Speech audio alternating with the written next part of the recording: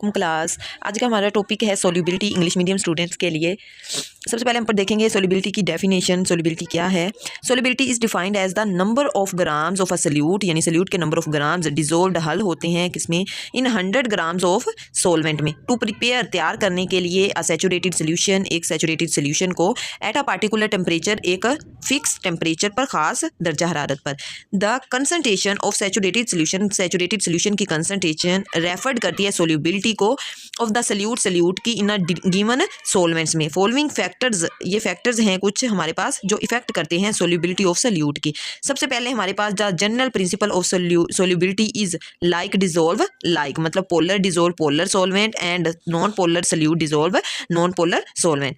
The ionic and polar substances are soluble in polar solvents, like that ionic solids and polar covalent compounds are soluble in water because water is a polar solvent, and KCl, Na2CO3, CuSO4, sugar and alcohol are all insoluble in water because these are all polar solutes and ionic covalent compounds.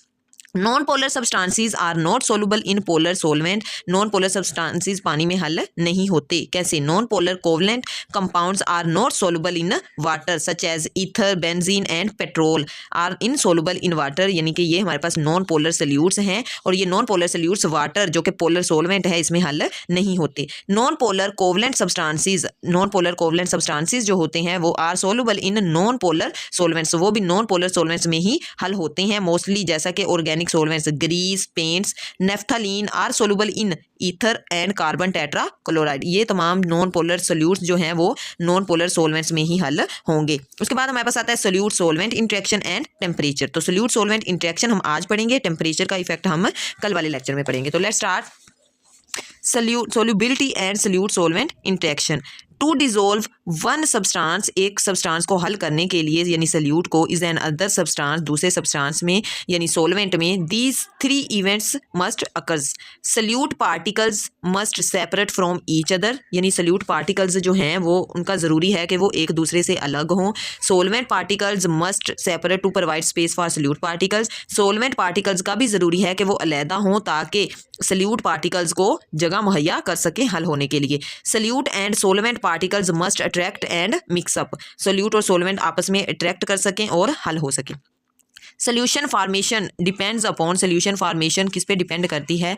This the relative strength of attractive forces of between solute, solute यानी solute और solute के particles के दरमियान attractive forces, solvent solvent के दरमियान attractive forces, and solute और solvent के दरमियान अट्रैक्टिव फोर्सेस पे डिपेंड करती है। जनरली ज़्यादातर सल्यूट्स आर सॉलिड्स, ज़्यादातर सल्यूट्स जो हैं वो सॉलिड्स होते हैं।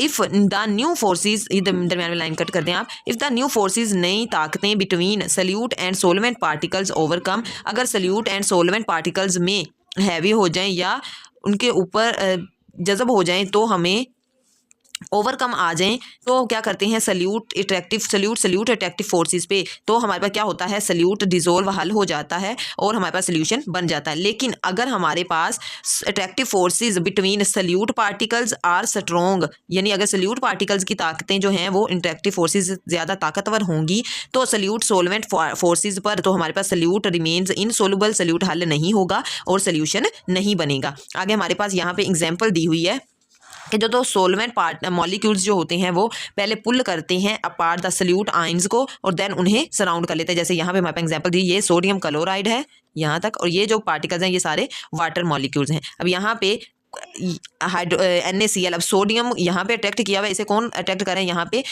ऑक्सीजन, वाटर का ऑक्सीजन मॉलिक्यूल अट्रैक्ट कर रहा है, मतलब पॉजिटिव को नेगेटिव अट्रैक्ट कर रहा है। इधर नेगेटिव है हमारे पास क्लोरीन का पार्टिकल, तो यहाँ पे उसे वाटर मॉलिक्यूल्स के हाइड्रोजन आयंस जो हैं वो अट्रैक्ट कर रहे हैं। यहाँ पे एग्जाम्पल हमारे पास, फॉर एग्जाम्पल व्हेन NaCl, जब सोडियम क्लोराइड एडिड किया जाता है पानी में तो ये तेज़ी से हल हो जाता है। क्यों? क्योंकि attractive interaction between the ions of NaCl, sodium chloride के आयंस में, and polar molecules of water, और पोलर मॉलिक्यूल्स पानी के क्या होते हैं? आर स्ट्रॉन्ग इनफ, ज़्यादा मजबूत होते हैं टू ओवरकम, आने के लिए, हैवी होने के लिए अट्रैक्टिव फोर्सेस पे, किस में? बिटवीन Na में, Na पॉजिटिव पे और Cl नेगेटिव आइंस पे। तो इसमें क्या होता है हमारे पास जो सोडियम NaCl का क्रिस्टल होता है वो आइंस में तब्दील हो जाता है और इस प्रोसेस में पॉजिटिव एंड ऑफ वाटर, ये वाला ये पॉजिटिव एंड है वाटर के, ये वाले, ठीक है। ये पॉजिटिव एंड्स ऑफ वाटर क्या करते हैं, मूव करते हैं। ये डाइपोल इज ओरिएंटेड की जगह पे आप मूव भी लिख सकते हैं। Move towards the chlorine ions and the negative end of water. Negative and जो वाटर का है वो क्या करता है, मूव करता है towards the sodium ions. These move attractions between sodium positive ions and water molecules. Chlorine ions and water molecules are so strong that they pull these ions, वो ions को अपनी तरफ खींचती हैं और positions crystals की, and then क्या कर लेती हैं, NaCl को डिजोल्व कर लेती हैं, अपने अंदर हल कर लेती हैं। हमारा आज का लेक्चर यहाँ तक ही था। कल हम स्टार्ट करेंगे effect of temperature on solubility. तो आपने अच्छे से पढ़ना है, अगर समझ ना आए तो आप मुझसे पूछ सकते हैं। थैंक यू सो मच, जज़ाकल्लाह, अल्लाह हाफिज़, टेक केयर।